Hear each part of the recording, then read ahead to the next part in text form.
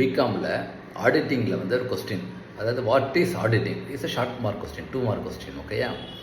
சரி, புக்கில் என்ன இருக்கோ அதை படிச்சிடுறேன். அதுக்கு முன்னாடி ஐபிஎல் மேட்சோ இல்லாட்டி டெஸ்ட் மேட்ச் கிரிக்கெட்டோ இருந்ததுன்னா ஃபஸ்ட்டு போய் பிச்சை பார்ப்பாங்க.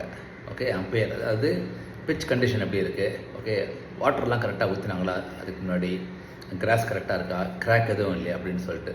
That means they are examining the pitch condition, or you can say auditing the pitch condition whether it is suitable for the match. கரெக்டாக? அப்போ அதே மாதிரி ஒரு பிஸ்னஸ் அக்கௌண்ட்ஸ் எடுத்துட்டாங்கன்னா அந்த ஃபைனான்ஷியல் ஸ்டேட்மெண்ட்ஸ் இருக்குல்ல, பேசிக்கலி என்ன, ட்ரையல் பேலன்ஸ், அப்புறம் பிஎன்எல், அப்புறம் பேலன்ஸ் ஷீட், இது இந்த 3. ஸோ இந்த 3மே whether they are prepared correctly, okay, weather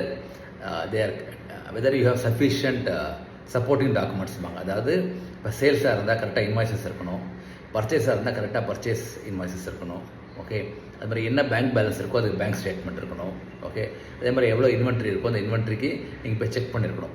okay, so இப்போ புக்கில் இருக்கிறது படிக்கிறேன். Auditing is a process of examining and verifying organisational financial records. எதுக்கு? To ensure accuracy, compliance and fairness. அக்குரசிங்கிறது நியூமரிக்கல் அக்குரசி, கம்ப்ளையன்ஸ்ங்கிறது வேரியஸ் அத்தாரிட்டிஸ் இருக்குது, அதாவது கவர்மெண்ட்லேருந்து, டேக்ஸ்லேருந்து, கம்பெனிலேருந்து.